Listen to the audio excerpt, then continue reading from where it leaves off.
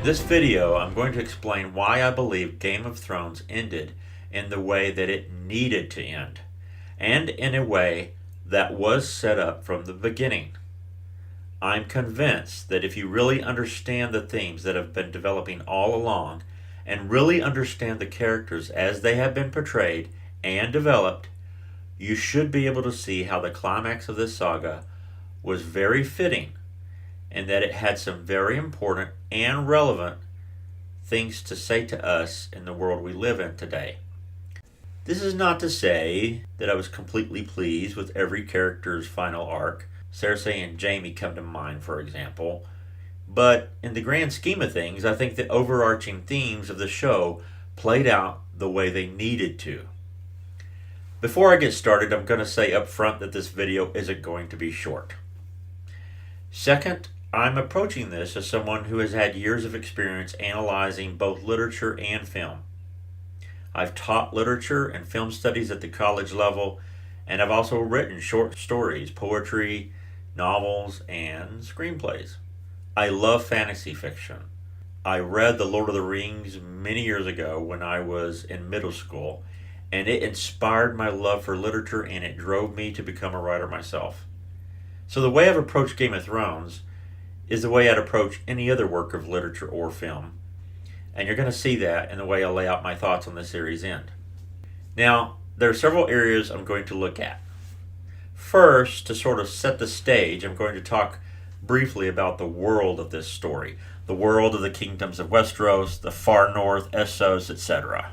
The reason that I'm doing this is that it's crucial for understanding the character development and the themes that were developed over the course of all 8 seasons. Second, I'm going to take a look at the character of Daenerys, since a lot of the consternation and the frustration by viewers has to do with her story arc and how it played out in the final season. Third, I'm going to go through the list of other characters who did not end up ruling over the 7, or now 6, kingdoms, and why none of them were really good choices in the end. Fourth, I'm going to explain why Bran was in fact the best choice to assume the role of king. Okay, so let's step back for a few minutes and let's think about the setting of Game of Thrones. Like I said earlier, I have always loved good fantasy fiction. And the world of Game of Thrones is a fascinating, interesting world with an intriguing mythology all its own. And it is a brutal world, a medieval-like world, one where seemingly more often than not, conflicts are resolved by the sword. It's a dangerous place. Yeah, there's magic in this world, but remember, we didn't even really start seeing the magical elements until after the first season. What we did see from the start, though, is that while there are honorable characters in this world, even they resort to ugly violence sometimes. In the very first episode, we saw noble Ned Stark, a character most of us grew to care about a great deal, execute a man in front of his son. And for what? Was it murder? Rape? Something horrible like that? No. For deserting the Night Watch. Let's be honest. This isn't a world you'd want to live in. At least I know I wouldn't want to live there. If you're honest, I don't think many of you would want to either.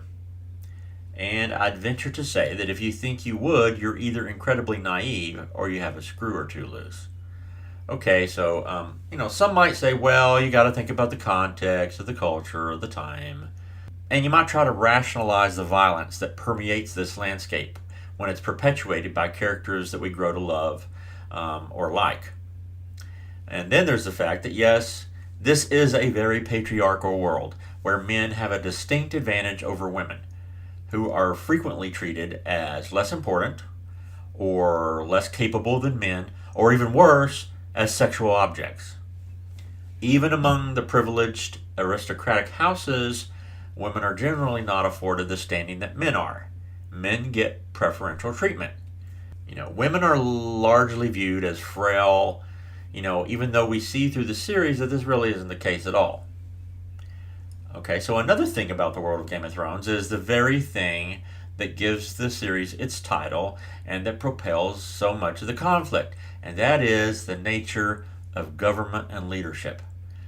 Lineage is everything. Now, I have to say this is common in fantasy stories like this that often take place in medieval-like settings. You have royal bloodlines and the concept of the rightful heir. The king, or the king in waiting, or the character who doesn't know he's of royal lineage, or who hasn't embraced it. The whole concept of destiny and the idea of the lord who has inherited the right to a throne. And maybe even has gifts and powers that go along with that lineage. So it's this idea of a family or a bloodline that is basically above others. The rightful heir inherits the throne because it's due him or her, basically because of DNA. But the point is this: the idea that certain lucky people are privileged enough to be born into the right family, and simply by virtue of their lineage, they have a right to make decisions for the rest of us. That's a decidedly undemocratic and non-egalitarian one, obviously. Actually, this leads into the next point I want to look at, and that's Daenerys Targaryen.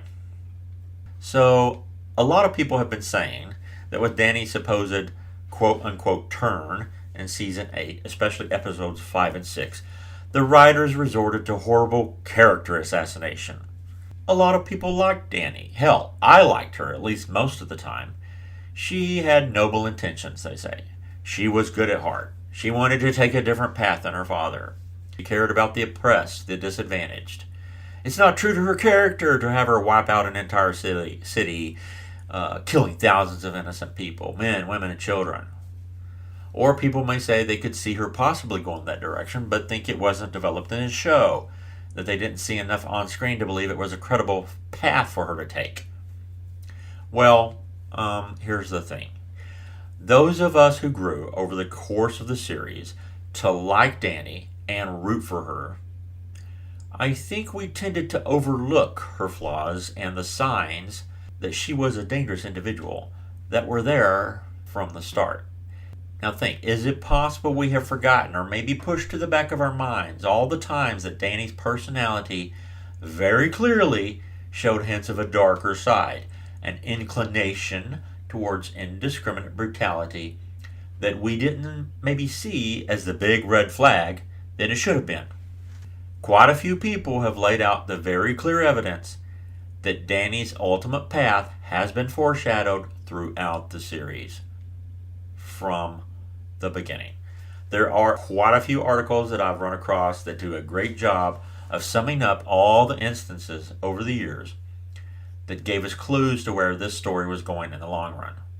The deal is, I think a lot of viewers chose to ignore those clues, or they just didn't see their significance. There were numerous occasions when Dany's actions or her threats of action struck me as indications that maybe, just maybe, she wasn't the kind of person who really needed to sit on the Iron Throne. Think about how often she threatened to burn, or did burn, those that she saw as enemies.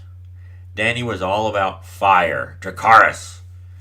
We might have thought some of her enemies deserved it, or in some instances we may have deep down known she was going too far, but we gave her an allowance. We made excuses for her actions. Think not just about her actually burning people, she did that enough times, but her threats to burn entire cities, which go way back to Season 2. And then there's the way she crucified all the slave owners indiscriminately, not knowing if they were all guilty of brutality toward their slaves. And some of them had actually opposed the cruel ways that slaves had been treated. Heck, though, it didn't really matter to Dany if they were innocent or not. What about all those other terrible deaths that she condemned others to suffer throughout her crusade in Essos? These are just some examples of her brutal violence toward anyone she thought wronged her or opposed her. Now, I'm sorry, but those aren't the actions of a heroic individual. We might have made excuses for her because, they were bad people after all, weren't they? But is that really an excuse for that kind of brutality? It's the old eye for an eye, tooth for a tooth mentality. That kind of justice. But surely we know that's not justice.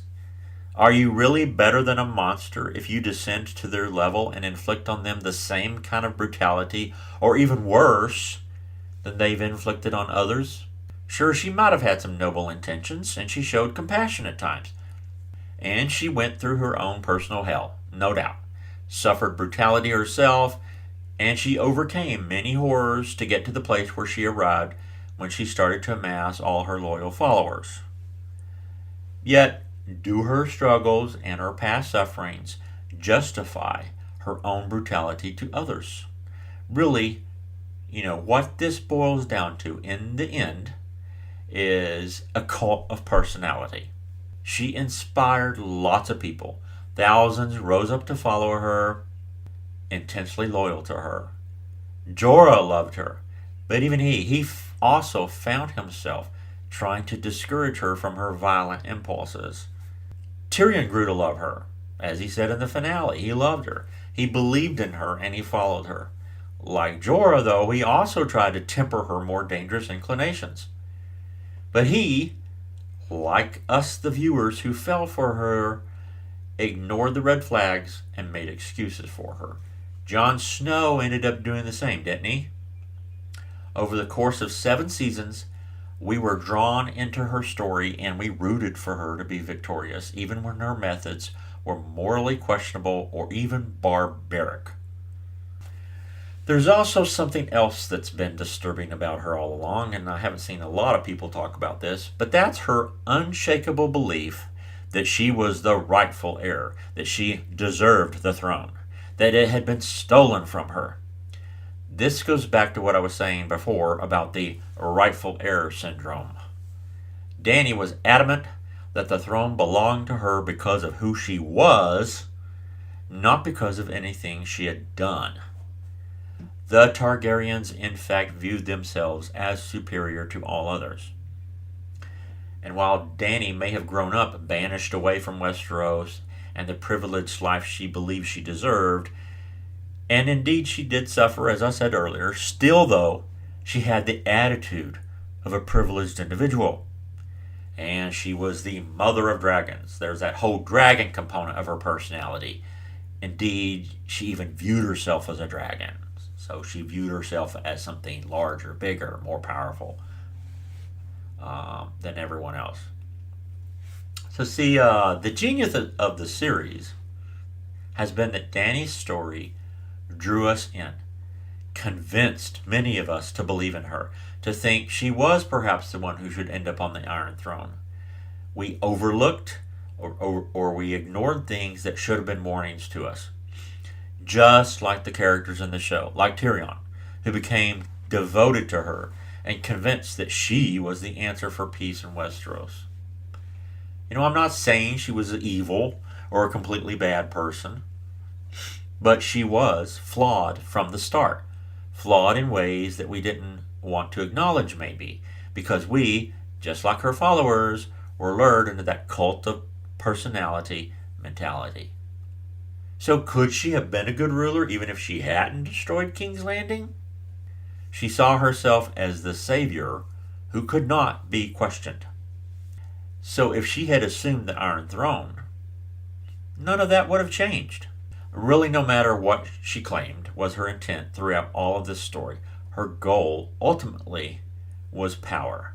The power to control others' lives, to decide for them what was good, as she said in the finale. Save them by taking away their free will to oppose her or even question her. And of course, her being on the throne would have perpetuated that idea that a person could deserve to be king or queen just because of their blood. And specifically, that the Targaryens were the superior bloodline who deserved that place more than anyone else. I think the path she took actually made sense for her character, unfortunately, and in no way was it character assassination or unbelievable. It was entirely consistent with what was inside of her, particularly given the painful stressors that came down on her during the final episodes. So considering all that, how in the world would Dany have actually been good for Westeros? Would she have made the world a better place? I don't think so. Not at all. Nothing would have changed. Westeros would have ended up right back where it had been in ages past, stuck in a cycle that inevitably ends up in war and bloodshed.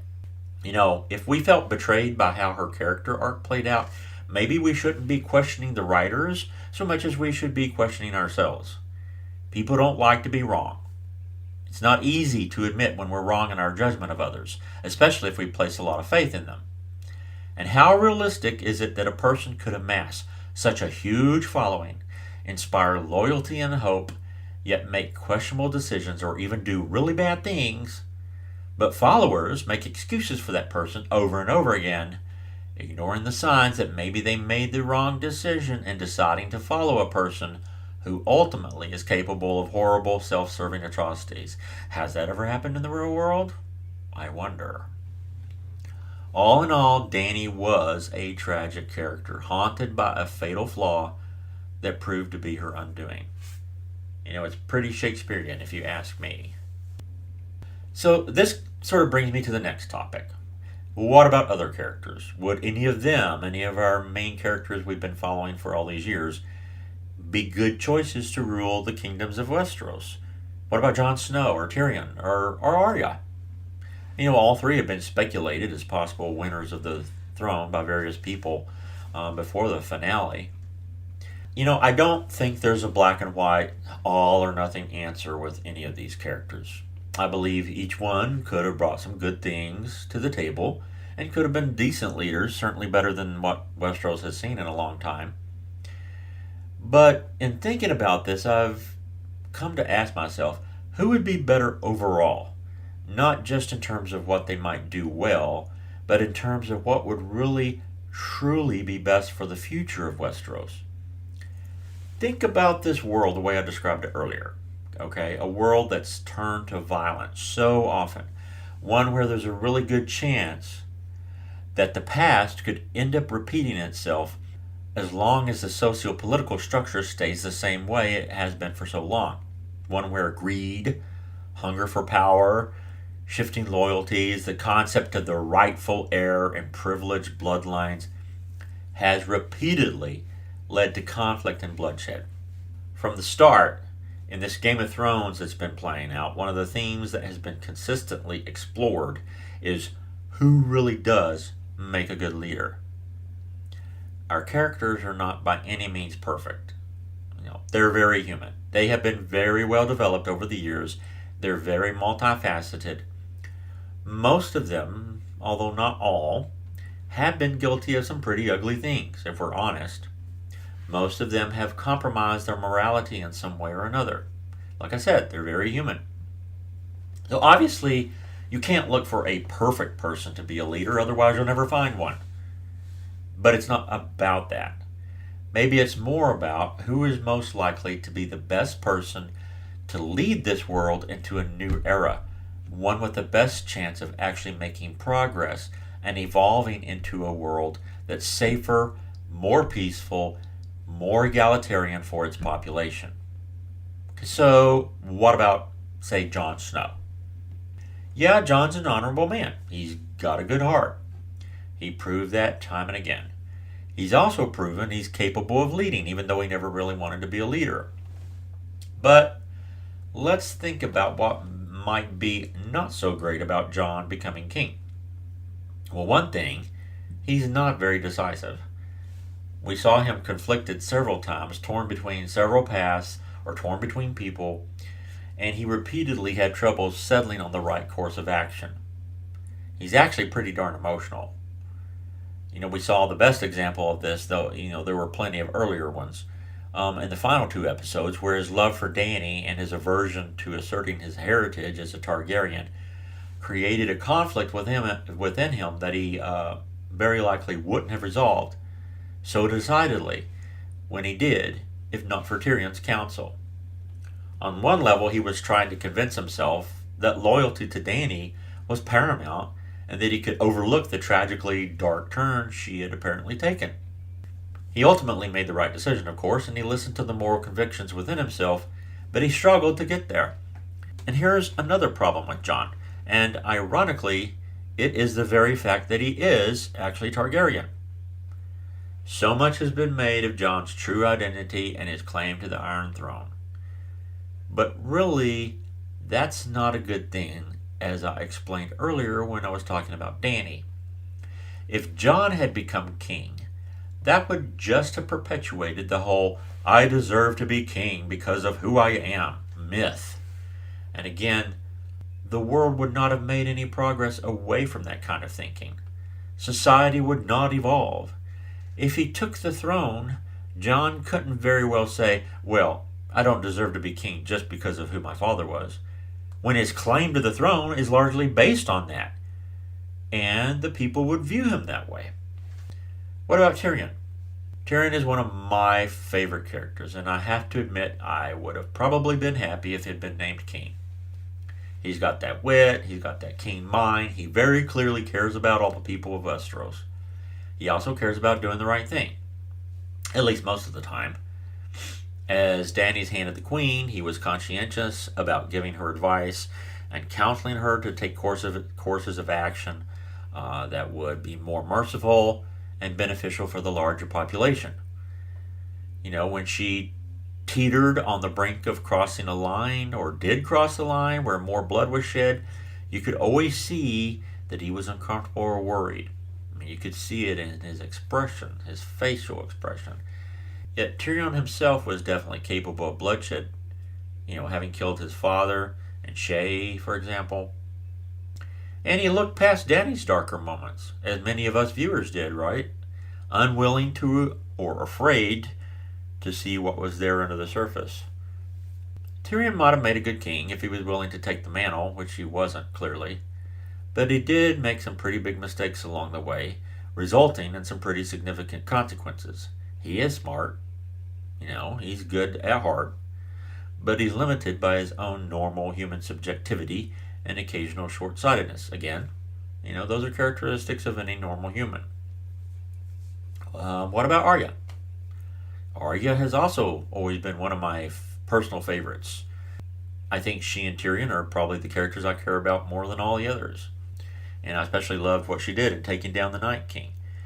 She had a great story arc over the course of the series. I think it was always her destiny to use the skills that she learned to take down the Night King. Like several main characters, she went through a lot through the years, and she proved herself to be a formidable young woman and a deadly assassin. She's a bona fide badass. I absolutely love Arya. But would she make a good queen? Would you want an expert assassin as queen? Well, like I said, I think her arc was to save the world by killing the Night King. But after that, once the need to kill Cersei is removed from her, she basically decides she's had enough of this vengeful life and she wants to get a fresh start. Who wouldn't? Think about it a minute. She has no desire or interest whatsoever in leading Westeros. And if she were somehow stuck in that role, I don't think she'd be happy at all. I think she needed to get away from Westeros, like she decided to do. Plus, another thing is, someone who had pretty much learned to dispose of her enemies by killing them, she probably wouldn't be the ideal candidate to lead the kingdoms away from that cycle of violence that has characterized the lands for so long. So, all of this, it leads me down to why Bran was the best person to lead the Six Kingdoms moving forward. The best person to establish a meaningful peace and to guide the lands into a new era. Tyrion made a case for why Bran should be king. He talked about Bran's story, how he was a boy who lost the ability to walk, so he learned to fly, how he became the three-eyed raven. But he made a bigger point, some people might have kind of glossed over, about how Bran knew their stories. He was the keeper of all their stories. I have to say, this really hit me probably more than it would have a lot of people who don't have the same kind of interest I do. Not just in literature, but in the history and the importance of narratives to humanity. Stories are a more integral part of us than many of us really realize. And stories, the really powerful ones that stick around, or they get told and retold, or a hell of a lot more than just entertainment. They might serve that purpose to some degree, but it's far from all they are. Stories codify our experiences and our history. They codify who we are, and they also serve as a way for us to decode our world. We use stories to understand ourselves.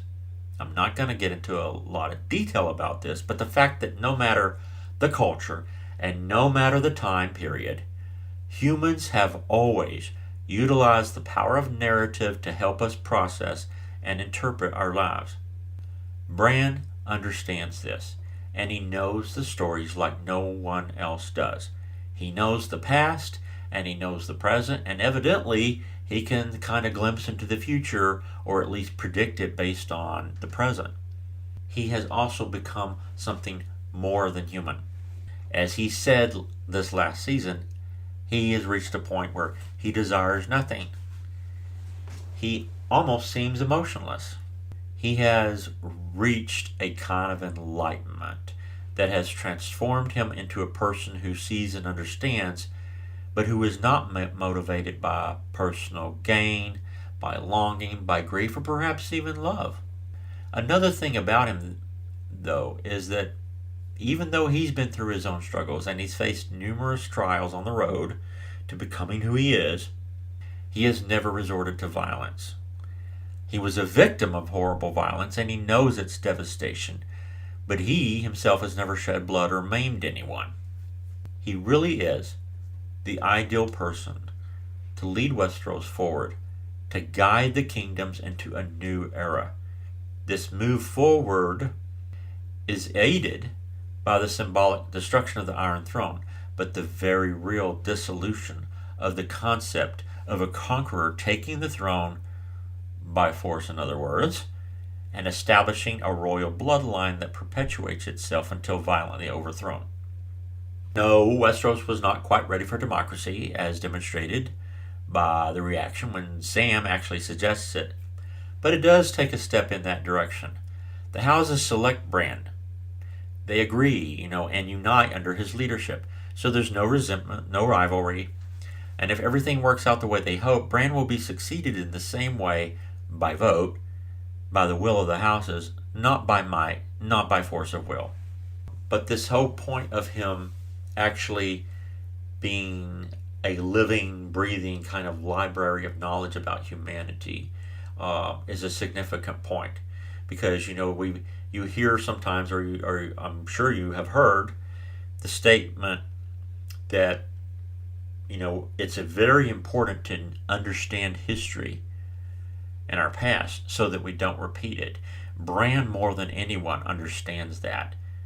And, all these things that I mentioned before about the past of Westeros and the violent history. Bran can see everything. So he can see the past in a more enlightened way than anyone else can, and hopefully prevent a repetition of the things that have happened before. I really enjoyed the last half of the finale, because after all these years of seeing our characters struggle, fight for their lives, scheme at times, suffer a lot, agonize, lose hope, all that harsh stuff they've gone through, it's actually kind of nice to see them just get to stop and breathe, and they start to live. We see a change in the world already, and it's really satisfying to see that. At least it was for me. I didn't want to see this world go down in flames, or see everyone die at the end, or even see it end with one of them ascending the throne while others have either died or they're wind up, unhappy. It is a bittersweet ending after everything that's happened. And it's absolutely not all rosy and cheerful. And, as Tyrion says, not everyone is, perfectly happy, but they're content with the solution. But there's finally peace. And honestly, the more I thought about it, I don't think it could have quite gotten to this point any other way. I'm also pretty sure Bran was meant for this arc from the very beginning. Many people have pointed out the whole story began from his point of view, and it was pretty clear that Bran was meant to play some kind of important role that involved him transforming into something beyond human, as the three-eyed raven. I mean, yeah, I do wish there had been more scenes with him along the way, but at the same time, I'm not sure, really, honestly, much more of his character really needed to be developed. And to some extent, the mystery of what his ultimate role was needed to be maintained for suspense's sake, if nothing else. Before I wrap this up, I wanted to make one more point about the theme that's carried the show along, and that's the question of who should be chosen as a leader. I've been thinking a lot about Plato and some of the things he said in the Republic. There's a section of the Republic that's often excerpted and known as the myth or the metaphor of the cave. I used to teach it pretty often in my freshman composition classes. I'm not going to explain that whole narrative. If you haven't read it, you can Google it and read it for yourself. But anyway, after that narrative, what Plato essentially says through his narrator is that the people we choose to be our leaders should not be people who want to lead. The best leader or governor is not someone motivated by ambition to lead, not a lover of the task, not someone who wants to be a politician. So who then does he say would make the best leader? He ties the answer in to that narrative about the cave. But basically what it amounts to is people who should be selected to lead are those who have been enlightened. Those who are not preoccupied and obsessed with material things in this world, but those whose minds are cognizant of the truths and realities beyond the physical world. If you've read the story, it's the people who escaped from the cave and have seen the sun and who come to realize that the shadows that they saw down in the cave were merely that. They were just shadows, not real things. So when they come out of the cave, they understand that. They understand the nature of the world and that how it's bigger and more than what they thought it was. But they're willing to go back down into the cave, even though it means going back into the darkness and experiencing some pain, even with not being able to see as well. Willing to go back down there to guide those who are still shackled, the people who are still convinced that the shadows are real. In other words, those people who came out of the cave and who are willing to go back down in, they have transcended typical human existence. How perfectly this ties into what happens in the end of Game of Thrones. Not only do we see a lot of Shakespearean characters and tragedy, we also have some very Platonic themes going on here. People who've been saying that the writers were hacks or just gave up on the story or betrayed the characters or what have you, I say you're completely off base and totally missing the powerful themes in the story and how it came to an end.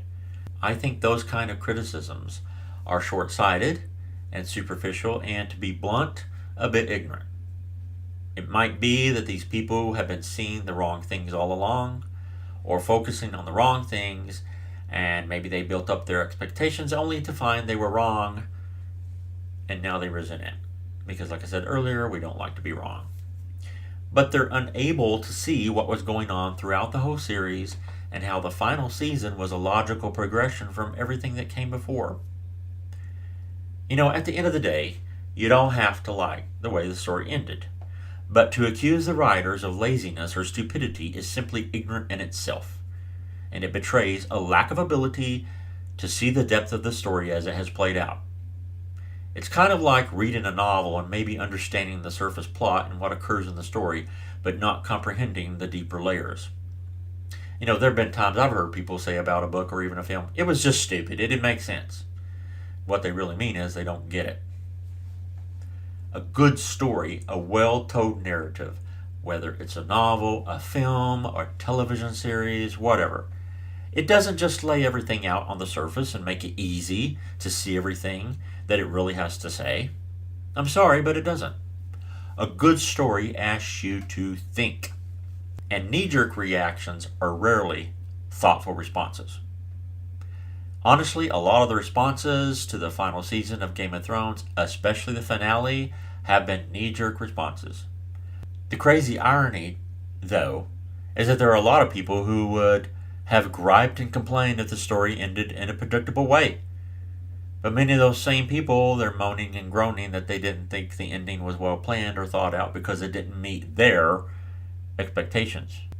So, in the end, looking at the series as a whole, as a complete narrative, with the resolution it reached, I can appreciate more than ever how apt the title Game of Thrones is and how it applies to the whole story, even though the title is taken from just the first book.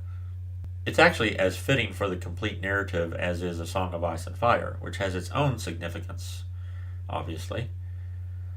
The story isn't only like a game in the sense that there are various characters vying for the throne, or that there are lots of moves and counter moves, plots, heroic acts, battles, switching allegiances, betrayals, loyalties, strategies, etc. It's also how all the many pieces and players were interwoven and in place to ultimately end up at the climax and the resolution. Once again, a resolution that doesn't simply give us a winner, that essentially resets the game board where all this could play out all over again. No, it leads to a resolution where something really significant actually happens for all of Westeros. Beyond just putting in place a decent ruler, it's the opportunity for a more profound shift in the social and the political landscape. Yeah, the wheel was broken. The game wasn't reset. The game was destroyed altogether and replaced with another one. This was a game where the ultimate end wasn't winning the game, but destroying the game, the wheel as it were.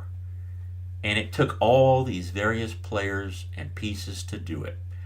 Arya's path to becoming the hero who takes out the Night King. Sansa's path to becoming a strong, wise protector for the North. Bran's path to transcending humanity and becoming the living library of human history and experience. Jon's path to bring an alliance of sorts with the far north, alert Westeros to the threat of the Night King, and act as a foil to Dany to trigger her demons, as well as remove her from the game board. Dany's path to spearheading change in Essos and raising a following, an army strong enough to help in the battle against the Night King and brutal enough to raise King's Landing, which sadly was horrific and tragic, but it did open the eyes to the dangers of having Dany on the throne and ultimately paved the way for the genuine breaking of the will. Not as Dany envisioned it, but a far more significant breaking. Tyrion, Cersei, Jaime, they had their roles to play in this complex game, as did everyone. Though some to a lesser degree, of course. Alright, I'm going to wrap this up here. I know this has been long, but if you stayed with me, thanks for watching and listening.